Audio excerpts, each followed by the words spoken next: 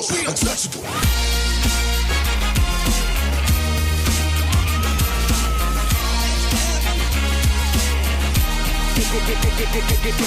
Hello and welcome to Gaming News Roundup for week 8 of 2017, your weekly source for everything in the world of video games. Ever since Irrational Games disbanded back in 2014, head Ken Levine has been operating under the radar, out of sight, working with his new development studio that we now know to be called Ghost Story. Former Bioshock developers are currently working on a project that's been in the works for 2 years now, although they explicitly outline that this new project has nothing to do with Bioshock. Ghost Story explains their shift to a brand new IP by stating that whilst we believe our new games will have a strong appeal to the fans of Bioshock, our new focus allows us to craft experiences where the gameplay is as challenging as the stories. You can learn more about Ghost Story over on their website or by following their Twitter, both of which are linked in the description down below.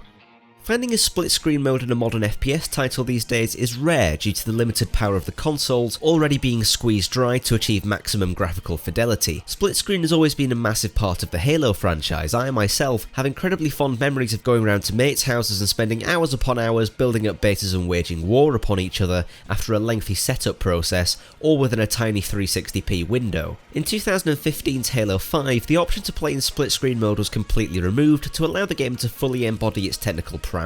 Bonnie Ross, head of 343 Industries, spoke at DICE 2017 this week about how they now know that this was a mistake and stated that all future Halo FPS titles will contain a split-screen mode. With the Xbox Scorpio console coming later this year, with supposed complete 4K support, it'll be interesting to see how the split screen will work in 4K, since 4 players could essentially have one single 1080p corner to themselves. That I can't wait to see.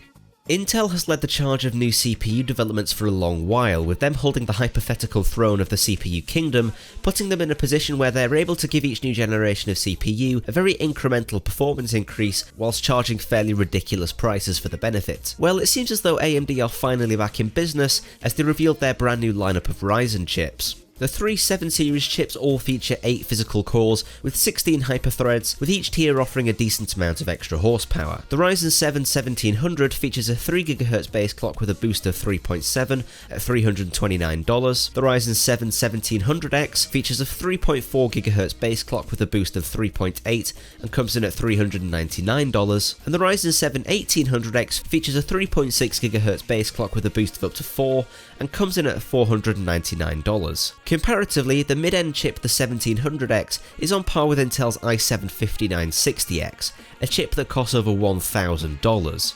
AMD are really stirring things up with this new series of chips, and we really don't have to wait long to get our hands on them, as they release on March the 2nd. Before you go out and spend all of your money on a brand new Ryzen upgrade, just remember that these current benchmarks we have are synthetic. That is to say, there is no guarantee that Cinebench performance will directly transfer over to real-world gaming performance. I know my old FX 8350 was definitely a fender when it came to that, so be sure to wait a little while until these chips are tested extensively before rushing out to go and buy them. I'm really glad that AMD are making their way back up to the top though. This will be a real kick up the backside for Intel, and as we know, competition encourages innovation, so this can only mean good things for the future of CPUs. That's all for this week. As usual, all of the sources can be found in the link dump down below if you want to read further into any of the stories.